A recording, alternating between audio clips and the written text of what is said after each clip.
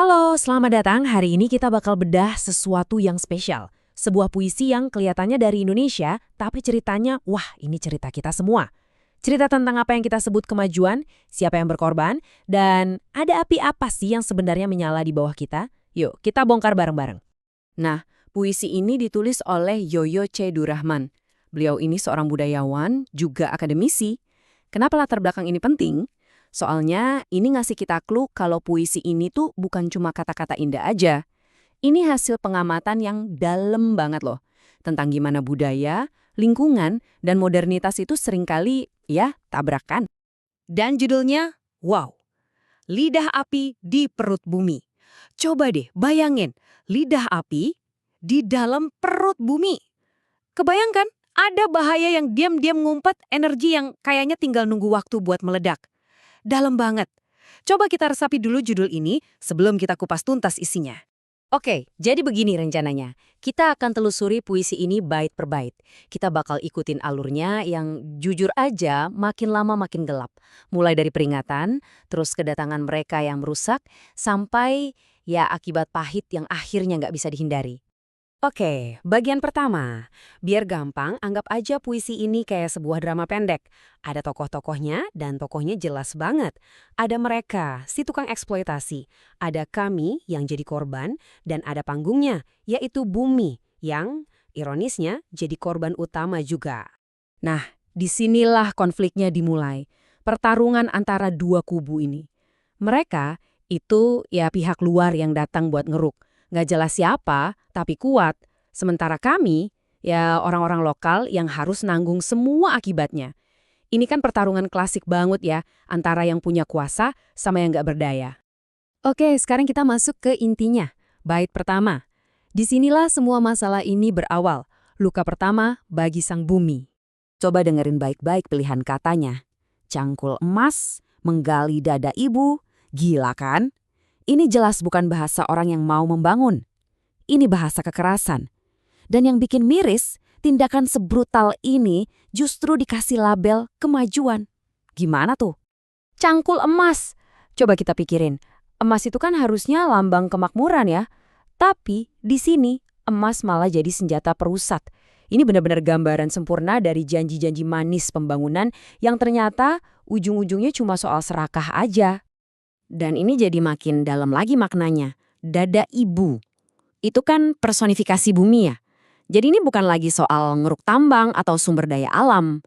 Ini udah kayak tindakan nyakitin seorang ibu. Ibu yang bahkan belum sembuh dari luka sebelumnya.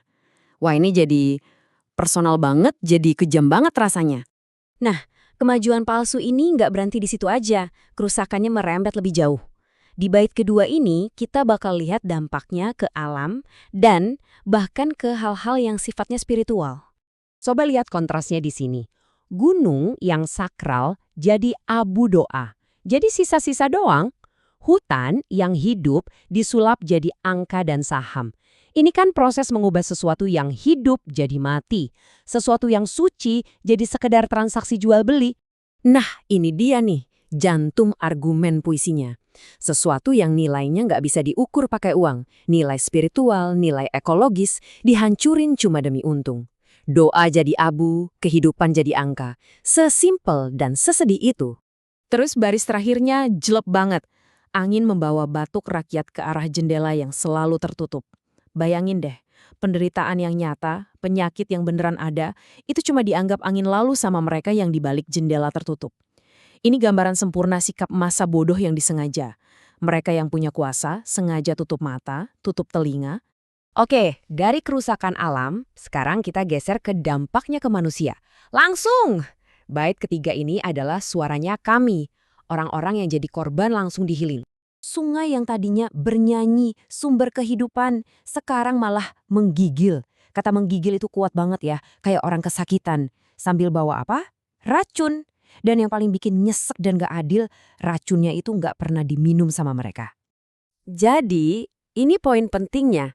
Puisi ini kayak ngegambarin peta ketidakadilan yang jelas banget.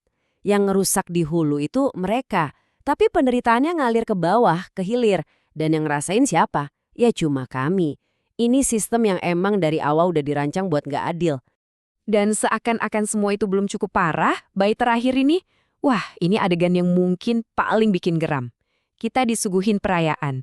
Perayaan siapa? Ya para perusak itu, di atas penderitaan yang baru aja mereka bikin. Mereka masih tertawa. Gila ya, kalimat pembukanya aja udah dingin banget. Mereka pesta pora, merayain keberhasilan mereka pakai apa? Pakai sisa-sisa kehancuran, meja dari pohon yang ditebang, gelas dari pasir yang dicuri. Dan puncaknya, mereka bersulang atas nama negeri. Negeri mana? Negeri yang baru aja mereka sakitin. Coba deh kita bayangin adegan ini. Setiap detail di pesta mereka itu sebenarnya monumen kehancuran. Meja itu dulu pohon hidup. Gelasnya dari pasir curian.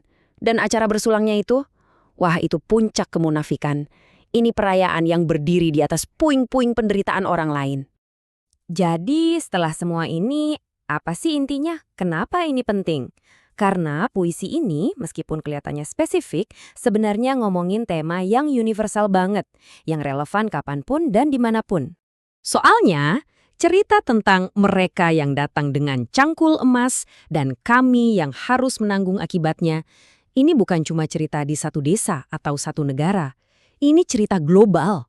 Ini terjadi di mana-mana, di setiap tempat di mana profit jadi raja, ngalahin manusia dan alam. Dan pada akhirnya, puisi ini nggak ngasih jawaban, justru ninggalin kita dengan satu pertanyaan besar. Pertanyaan yang harus kita tanyain ke diri sendiri tiap kali dengar kata kemajuan atau pembangunan. Pertanyaannya adalah, kemajuan ini buat siapa sih? Dan siapa yang dipaksa bayar tagihannya? Karena sering banget, yang nikmatin hasilnya nggak pernah tuh dapat tagihannya.